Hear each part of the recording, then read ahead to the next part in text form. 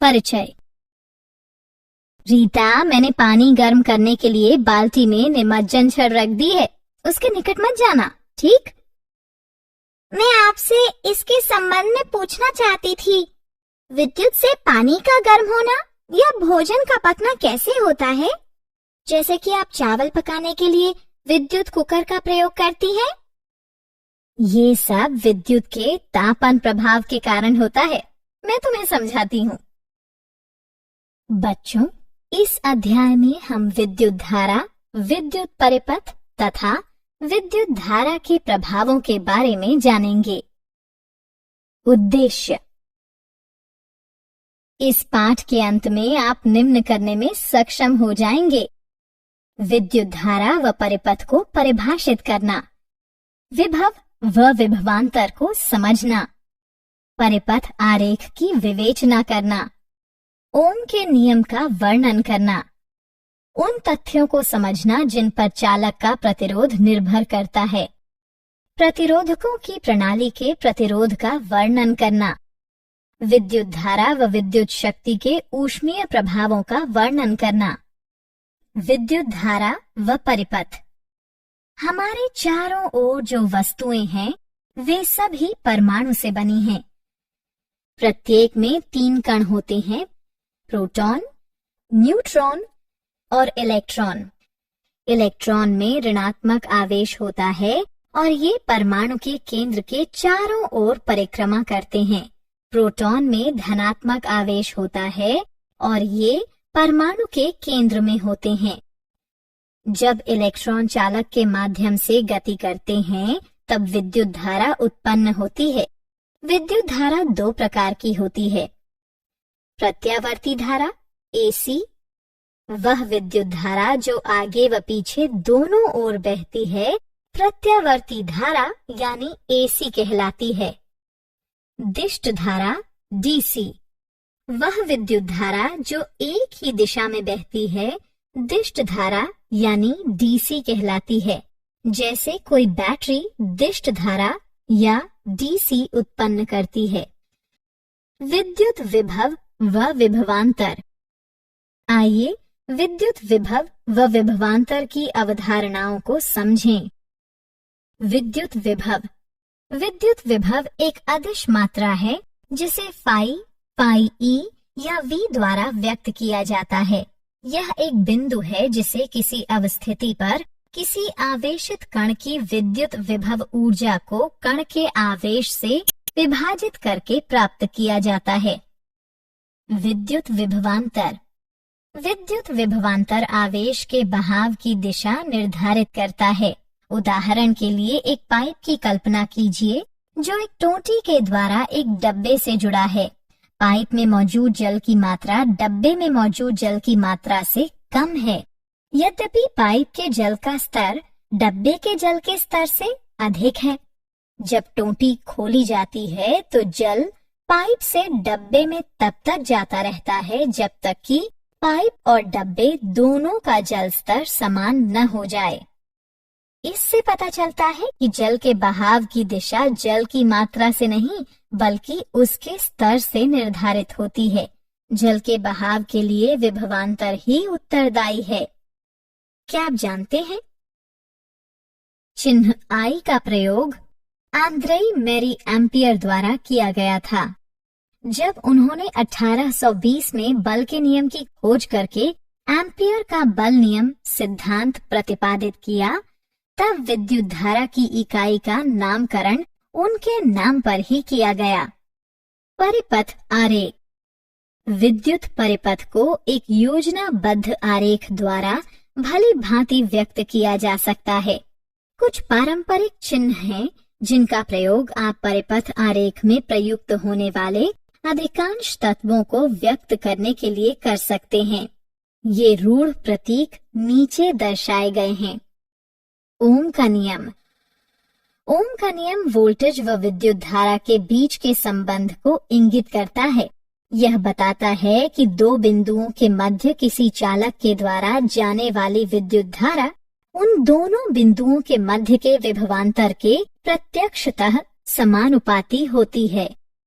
जब I ampere की इकाई में चालक के द्वारा जाने वाली विद्युत धारा हो तो V वोल्ट की इकाई में चालक के सिरों के मध्य का विभवांतर तथा R ओम की इकाई में चालक का प्रतिरोध होता है। वे कारक जिन पर किसी चालक का प्रतिरोध निर्भर करता है।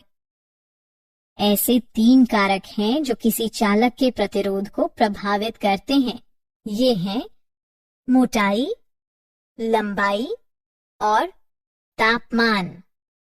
मोटाई किसी चालक का परखंड क्षेत्र या मोटाई की तुलना किसी गलियारे के परखंड से की जा सकती है।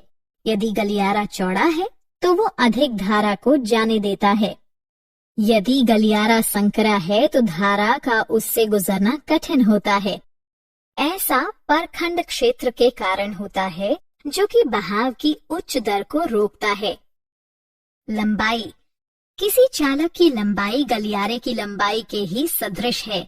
छोटा गलियारा लंबे गलियारे की तुलना में अधिक ऊंची दर पर गति करने देता है। तापमान तापमान किसी चालक के प्रतिरोध को कम प्रभावित करता है। जितना उच्च तापमान होगा उतना ही उच्च प्रतिरोध होगा। उदाहरण के लिए जब आप प्रकाश बल्ब जलाते हैं तो पहले तो तार ठंडा होता है और उसका प्रतिरोध हल्का होता है, किंतु जैसे ही तार गर्म होता है तेज प्रकाश देता है और प्रतिरोध को बढ़ा देता है।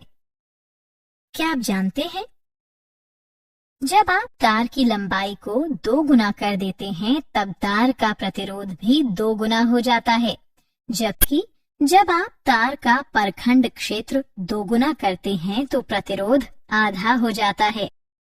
प्रतिरोधकों के निकाय का प्रतिरोध। कोई प्रतिरोधक 2 सिरों वाला सक्रिय विद्युत अवयव होता है जो कि एक परिपथ तत्व के रूप में विद्युत प्रतिरोध को व्यक्त करता है। प्रतिरोधक से होकर जाने वाली विद्युत धारा प्रतिरोधक के सिरों से होकर बहने वाले वोल्टेज के प्रत्यक्षतः सापेक्ष होती है।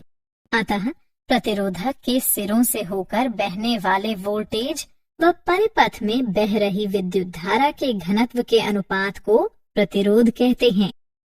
प्रतिरोधकों के संयोजन। प्रतिरोधक के संयोजन 2 प्रकार के होते हैं। श्रेणी क्रम में संयोजित प्रतिरोधक।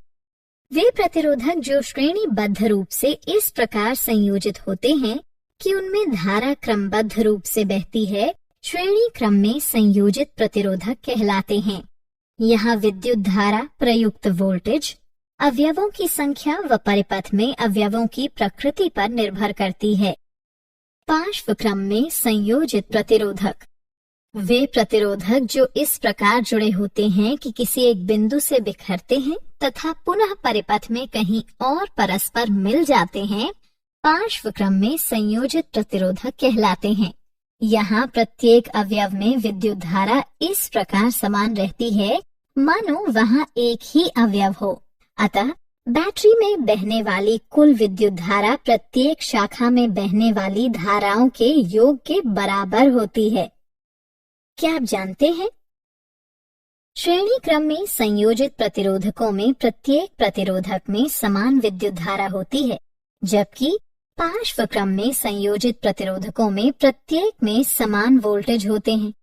विद्युत धारा का तापीय प्रभाव। विद्युत धारा का तापीय प्रभाव आजकल काफी प्रचलन में है। यह प्रभाव तब पड़ता है जब धारा किसी चालक से होकर बहती है। यह उस प्रतिरोध के कारण ताप उत्पन्न करता है जो धारा को बहने देता है। इस प्रतिरोध को नियंत्रित करने से ताप उत्पन्न होता है। तापन अवयव द्वारा उत्पन्न ताप निम्न के प्रत्यक्षतः आनुपातिक होता है। चालक में होकर बहने वाली विद्युत धारा का वर्ग। चालक का प्रतिरोध। जितने समय तक धारा चालक में होकर बहती है, इसे H बराबर I वर्ग RT के रूप में परिभाषित करते हैं और इसे जूल का नियम कहते हैं। जूल के नियम के व्यवहारिक अनुप्रयोग।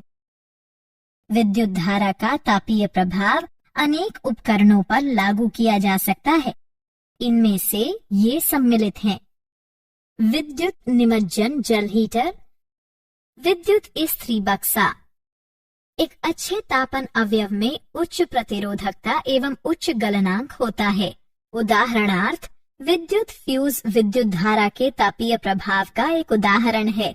किसी विद्युत फ्यूज को दिया गया 3A अनुमातांक ये बताता है कि यह अधिकतम 3 एम्पियर विद्युत धारा संपोषित कर सकता है।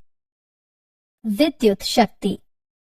विद्युत शक्ति वो दर है जिस पर विद्युत आवेश किसी विद्युत परिपथ द्वारा स्थानांतरित होता है। इसे साधारणतः विद्युत शक्ति कहते हैं। विद्युत शक्ति के संबंध घटक निम्न हैं। अंतरराष्ट्रीय मात्रक प्रणाली SI बताती है कि विद्युत शक्ति का मात्रक वॉट है। वॉट यानी W है। इसे किसी उपकरण द्वारा व्यय की गई शक्ति के तौर पर जाना जाता है, जो कि 1 V के विभवांतर पर प्रयुक्त किए जाते समय 1 A धारा ले जाता है। वॉट अत्यंत छोटा मात्रक है। वास्तविक व्यवहार में एक अधिक बड़े मात्रक किलोवाट का प्रयोग किया जाता है। यह मात्रक 1000 वॉट के बराबर होता है। विद्युत ऊर्जा का मात्रक वॉट घंटा WH है, क्योंकि विद्युत ऊर्जा शक्ति और समय का गुणनफल होती है। विद्युत ऊर्जा का व्यावसायिक मात्रक किलोवाट घंटा kWh है, जिसे सामान्यतः मात्रक कहते हैं।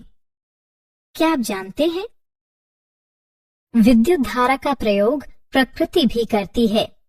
प्रकृति उदाहरणों में आकाशीय बिजली, सौर हवाएं और ध्रुवीय ऊष्माकाल सम्मिलित हैं।